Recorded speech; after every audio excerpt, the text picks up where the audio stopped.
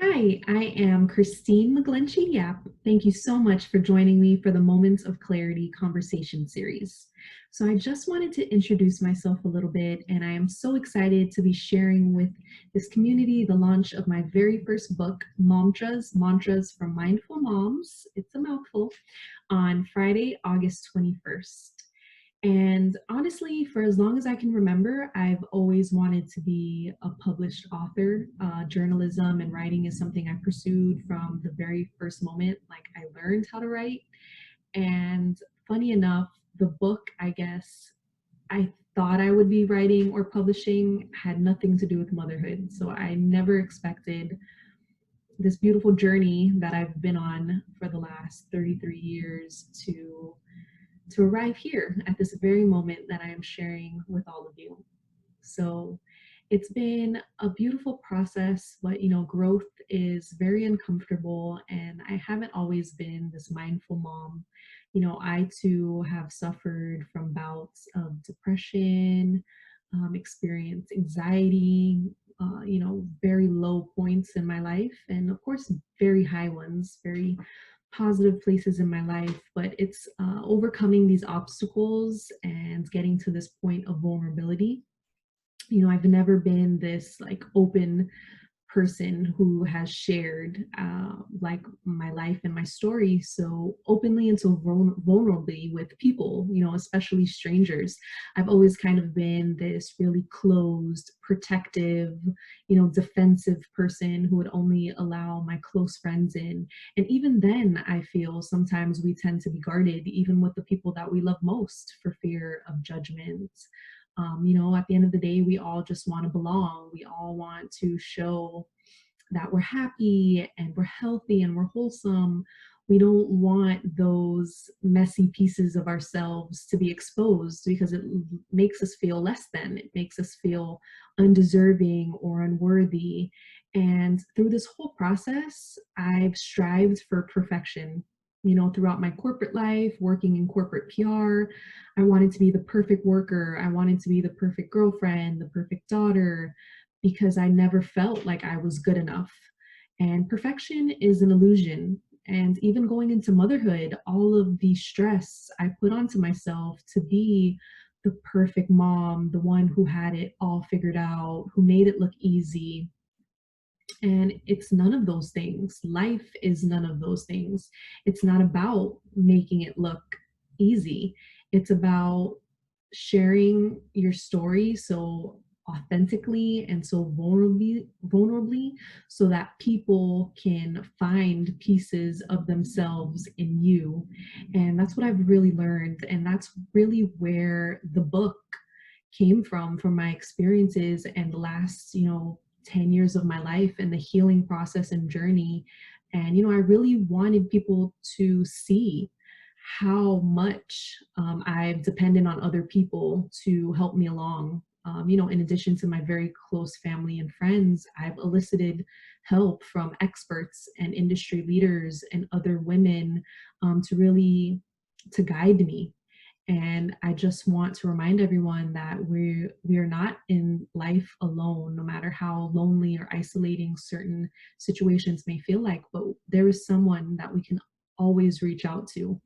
And in this new evolution of my career and in the community, oh Mommas, I really hope that I can be a voice and I can be that person for you if you feel called to work with me. And not even in a paid or consulting capacity, but just from like that place of sharing your story, by tagging us in your stories and sharing them.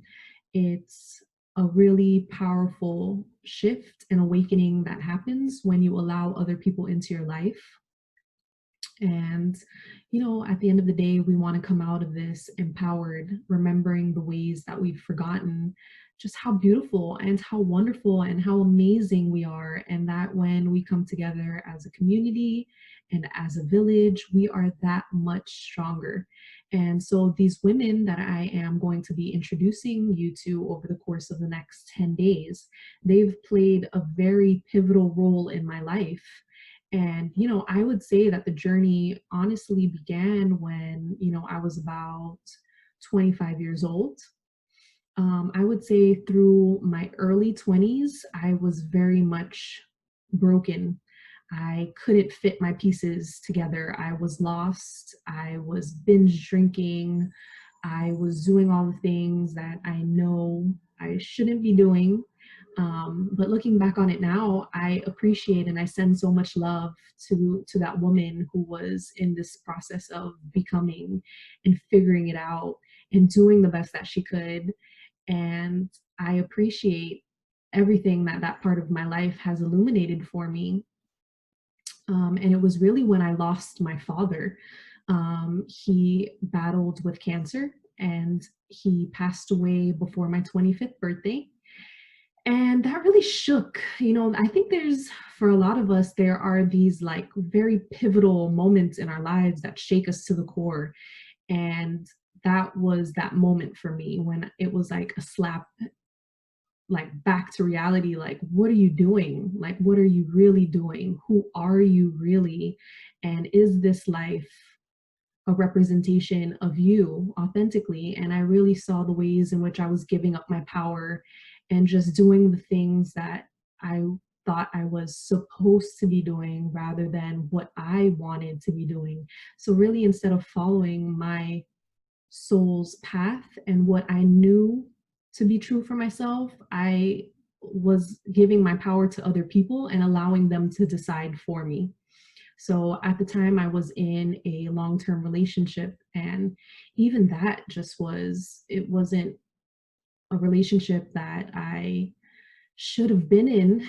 I mean, I was in it for a reason, but at the end of the day, it wasn't serving my highest self. It wasn't serving my best interest and my highest and greatest good. And so when I distanced myself from that relationship and I uncoupled from that person, I really just set out to find myself again, like really get to know myself and see all of the ways, the programming, the behaviors that led me to that point. And so I sought the advice of women around me and I did self development work. But self development books only take you so far. You have to take that everything that you learn and you have to practice it. So I was like reading a ton of, development books, self-help books, but it's only really when you apply that practice and you're working one-on-one with someone else that you see like that true impact, because it's easy for us to sabotage ourselves too in self-help because we think, okay, yeah, I read the books, I did it, that's it. It works as a band-aid instead of going to the root of the problem and really fixing it. And there was a point in my life where I didn't even think I would ever become a mother. I just didn't feel good enough. I didn't think that I could raise a child well enough. I didn't have the confidence in myself. I didn't think I was capable. And, I was very much wounded. I was wounded. And a lot of us, I think, can relate to that feeling of lack or scarcity, being undeserving or being unworthy. These are the things that society, that the patriarchy tells us we are. Again, allowing outside external influences to dictate our internal circumstances and, going against what we know to be true. So I guess it was just a quest for truth and authenticity. And, it wasn't easy, but I'm excited to share so vulnerably and so openly how all of these women impacted my journey. And I am just so grateful that I was able to do the work and that I was able to realize, and it's a continuous process. So even now, I am not like the Dalai Lama by all means. I still have my days where I need to figure it out. And that's the beauty of it too. I've come to like really enjoy the process. Like I can identify like, am I doing something self-sabotaging today? Like, am I doing something that's not in my best interest? And I could kind of like reframe and, redo. And a lot of what I want to share and what I hope for all mamas as we grow and continue to evolve as a community is that I really convey to women that there are other ways to do things. Just taking out all of the conditioning and the programming that we're used to, and just looking at it like, can I do this differently? And what feels good to me? Like really being and knowing and sitting with yourself. Trust was a huge thing for me. I didn't trust myself. Like I didn't think I was capable. I didn't trust myself. And when I surrendered and when I finally said, you know what, maybe I do know a thing or two, things really clicked and things really shifted. And when I learned to love and value and recognize and honor myself, that's when things really turned for me, because most of my life I resisted that. I like did drugs and I drank to get away from that, to numb myself from feeling myself, because I was just so resistant to embracing who I was, because I didn't love myself. And, it's such a powerful thing for us to come back to ourselves. And in motherhood, it's so important, because when we truly love and we can care, and when we truly value and recognize ourselves, that's when we can do the same for someone else. So for our children, that's when we see and regard them and value them. And, we don't create our projections on them, and we just allow them to be the individual and the beautiful soul that they've been brought into this world to be. So I really hope with this community and with this series that, you're able to gain a little more perspective and not feel so alone, and to know that it's okay to find and look for support and look for guidance, and to know that it is out there, that, women just like you are here doing the work. And at any point, it is your choice. You have the power to heal and transform your life, no matter how it looks right now. Because I know a lot of the times we find ourselves stuck, like, well, I'm in this job, but I have to do it because of my family, or I'm in this relationship, I have to because I have kids, or, you know, our lives are ours to co-create. And you don't have to do anything. You get to, and you choose to do things. And I really hope that the series illuminates and lights up, some aspects of your life, and really encourages you to step forward and fully embrace yourself, your journey, and the power and the beauty that you possess. So I look forward to the next 10 days with you, and I hope that you find some value, some comfort, and some strength in the series. Thank you very much, and talk to you guys soon.